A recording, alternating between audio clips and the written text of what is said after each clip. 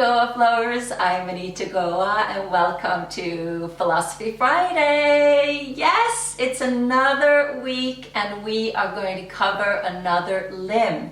This week it is the fifth limb and that is Pratyahara. This is very super interesting stuff, I think.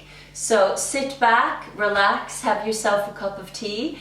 I am enjoying Regent's Park tea today from Yumcha. It has a little green tea in it, which is not my favorite kind of tea, but this blend is utterly delicious. So I'm going to enjoy this and we're going to talk about Pratyahara. Sit back and relax. Well, last week in the fourth limb, Pranayama, I said that Pranayama limb is what separates the external practices from the internal practices. So now that we have arrived at the fifth limb, Pratyahara, this is the limb that goes a little bit more into the internal practices. But I need to say that these are not isolated limbs. All of these limbs in our practice, we are working on them, constantly in different ways, on our yoga mat, off of the yoga mat. It's not like we have to just practice one limb and then perfect that and then get on to the next limb and then perfect that. It just sort of happens and all the time, and we get new opportunities to practice it over and over and over again. And that is truly the beauty of our yoga practice, is that we do have the opportunity to practice it over and over again. And we sometimes get it, and other times, we don't quite get it and we're not ready for it or whatnot. But for Pratyahara to happen, we have to be very immersed in pranayama, in the breathing. So basically, Pratyahara means withdrawing the senses from the external environment to our internal environment. And the moment we are so immersed in our breath, in pranayama, Pratyahara happens. So it is said that it's really a limb that can't be practiced. It sort of just happens from our pranayama practice, or if we practice vinyasa, it is, asana and pranayama together. So you've experienced this in the beginning when you started to practice your asana on the yoga mat. It might have felt like it was really challenging to get into the breath and the mind was wandering and maybe you were thinking about this or that. As you got more into your practice, you might have noticed that your mind started to quiet down and that you didn't notice the people. If you're practicing in a class, you didn't notice the people around you as much because it was just about your breath, your poses, how you were feeling and what was happening in that moment. If you were practicing at home, maybe in the beginning if it was noisy or you started to think, oh my God, I should be doing the dishes right now, or I should be doing the laundry right now, oh my God, it's so messy around here. You got very distracted by that, but eventually as you kept practicing, all of that stuff didn't bother you as much. You noticed that that could just stay. It was about your practice. You were here and now. That's basically Pratyahara.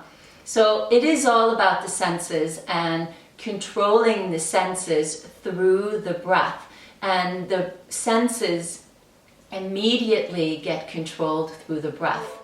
The interesting thing is when you take the word Pratyahara and you use the word ahara, that means nourishment.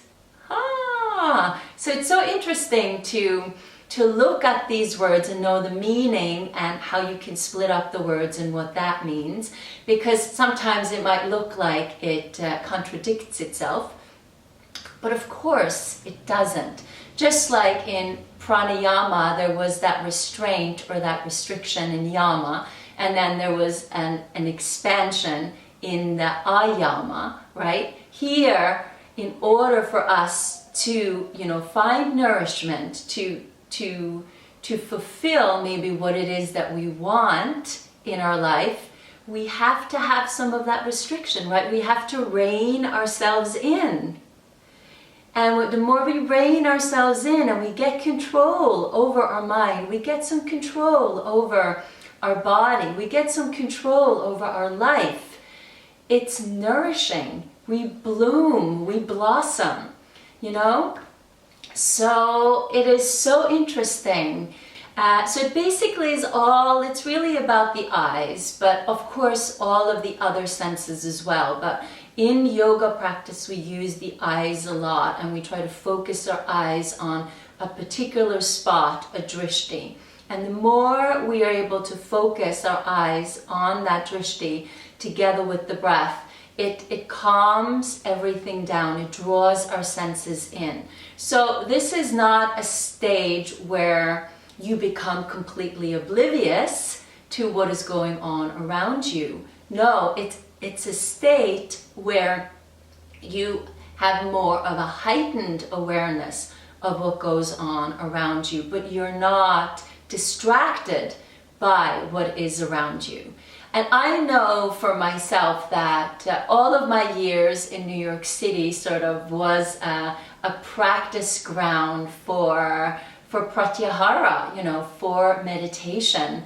It was just so interesting the first time that I went to Wall Street. I was going to visit a boyfriend for lunch. And we were walking there and there were like 1 million people. And I was like bumping into everybody that came in the opposite direction. And I remember Frank saying to me, "Anita, you obviously haven't been here before. Let me tell you something. Just focus your eyes just straight ahead. And the more you focus your eyes straight ahead, the people are just going to move to the side." And it was unbelievable. And that's exactly what I did. Just focused my eyes straight ahead. And then it was like the path just was clear. Instead of focusing on everyone around me, I just got completely distracted and it was hard to move forward. Another time when I was so in a state of pratyahara and meditation, which we will talk about in the next few weeks, was during labor. And I mentioned that a little bit last week when I was so in my ujjayi breathing. I just completely were riding the contractions, those contractions that led to openness and expansion, and my son came out. It was unbelievable. I mean, that was like total nourishment. I've never been higher in my life. I've never felt like more in control over myself, over my life than in that space. And that was just because of all of my previous practice. So I could never have practiced getting to that moment, I think, without all of the yoga practice that I had done previously.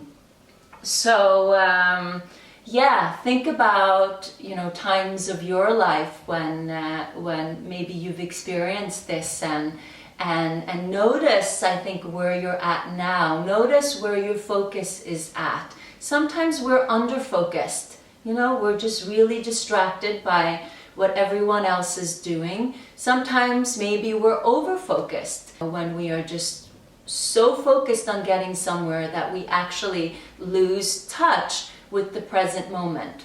I talked about that. That was very prevalent in my life, over-focused. But then once we become aware of our actions, aware of what we're doing, looking at the other limbs, then we can start to practice just being focused. Not under-focused, not over-focused, but focused. I think of pratyahara also of absence of FOMO. You know what FOMO is? Fear of missing out. In pratyahara, there's no fear of missing out. You are just in the moment, happy to be there, nourished by what it is that you're doing, control over what it is that you're doing, and there's no fear of missing out. So it gets better. It gets better and better and better on this limb. But there are certain things, you know, that we have to chip away. There's certain things we have to let go of. There's certain things that we just cannot participate in because it's too much distraction. So the lighter we can travel, basically, the more nourished we will be. The more present we are within our breath, the more open and expansive we will be. So I hope that this has been helpful in some shape or form. Let me know in the comments below how or if any of this resonated with you. And I will see you next week for the next limb. Bye!